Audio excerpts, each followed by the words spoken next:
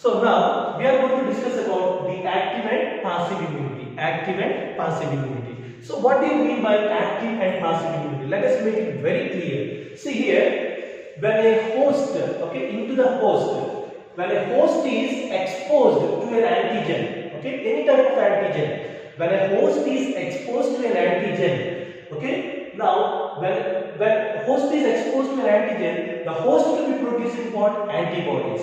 So this antigen can be living microbes, means a microbe is entering inside into the body causing a disease, or otherwise a dead microbe may enter causing a disease which releases the proteins. So let us remember, antigens when they enter into the host body, enter into the host body, they produce the antibodies. So these antigens can be living microbes or dead microbes or even the proteins that are released by the pathogen. Proteins released by the pathogen. So when these are entering into the host body, the host means we.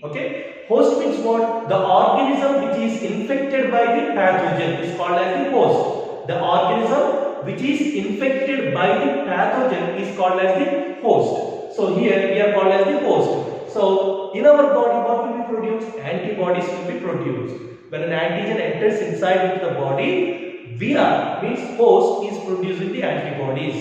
This type of immunity is called as what? Active immunity. Our body is having the ability, it is inbuilt, because our immune system can identify these pathogens and it is producing the antibodies. That is called as what? Active immunity. But we already said in the acquired immunity, it has one characteristic. What is that? Memory. So that's why active immunity is slow. In the beginning it will be slow and it takes time to give its full effective response, because it has to check that it has to check that particular antigen. What are the types of proteins that it is releasing? What is the type of microbe that entered into the body? It will check that particular microbe, then it starts producing the antibodies. And these antibodies will go and destroy that particular antigen. So that's why in order to read that particular microbe, it may take time in the active immunity. So active immunity will be slow. Takes time to give its full effective response. And now this is about what? The active immunity. This is about the active immunity. Now antibodies. When in some cases, please remember, I am coming back. In some cases, in the active immunity, deliberately, in the process of what? Immunization. In the process of immunization, they give either the living microbes or a dead microbe or even the proteins. They deliberately enter into the host.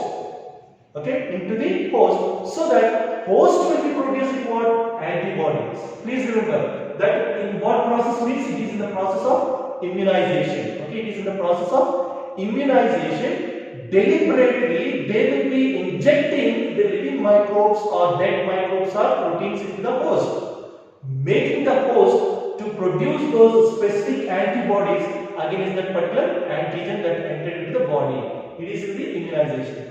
But here, in the case of the other one called as passive immunity, it is passed on. The word itself tells here, it is passed on from one person to another person. So how it is done? These antibodies are, what is the function of these antibodies? They have to fight against the pathogen or antigen we are saying.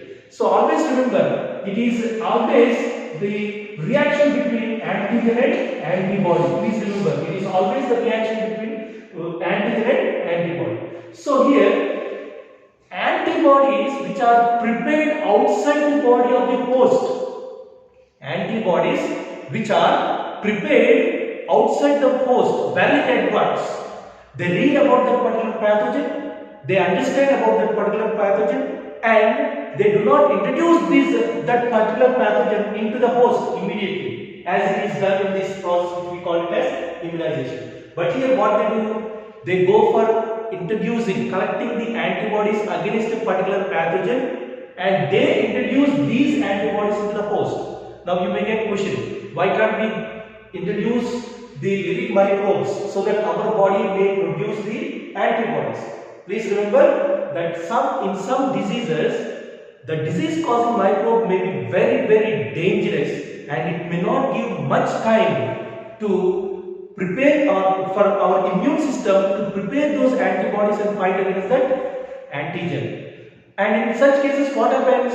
Our body may be destroyed, caused by that particular disease. So that's why antibodies against such disease causing microbes which are very dangerous are well prepared outside the body, and only those antibodies will be introduced into the host. Now we are having those antibodies now inside the body. And once those antibodies are there inside the host, now it is easy to protect from foreign agents. That particular antigen, if it enters inside into the body, already what we are having now, antibodies are there. These antibodies will now fight against that particular foreign antigens, okay, foreign agents, means foreign microbes. Immediately they will destroy. So when you are directly introducing the antibodies, we are calling it as what? Passive immunity. Passive immunity. So here another very important point we have to keep in mind is that here in the first milk of the mother, okay, first milk of the mother for an infant, as soon as the baby child is born, the milk will be given by the mother. That milk which is given by the mother is called as what? Colostrum, we call it as. Okay, we call it as colostrum. Please remember this. Colostrum, okay, colostrum is the first milk. Okay, colostrum is the first milk of the mother. Okay, right after the birth of the child, mother is giving milk for the baby. That first milk is called as colostrum, which will be pale yellow in color. Which will be pale yellow in color. And this colostrum is rich in antibodies. Okay, it is rich in antibodies, and one of the most important antibody present in the milk of the mother. Okay, please remember this colostrum. Let me say that to make it easy and understand, so that you will understand it very clearly. Let us remember it as first milk. Okay, first milk of, okay, mother. Okay, mother, or from the mother. Okay, so here it is pale yellow, we said, and this colostrum is containing what? Antibodies.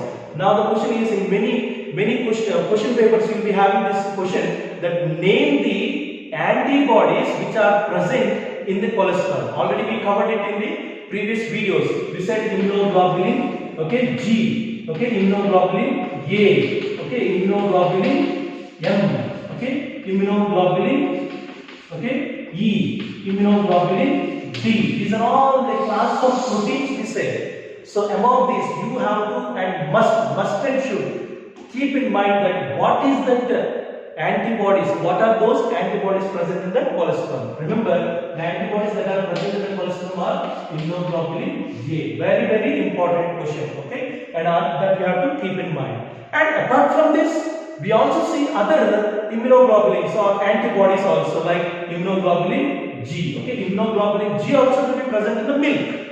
But especially in the first milk of the mother, what will be present means your answer should be immunoglobulin A. Okay, that first milk is called as colostrum. So these are some points which we should keep in mind when we are talking about active and passive immunity. Active and passive immunity. Thank you so much.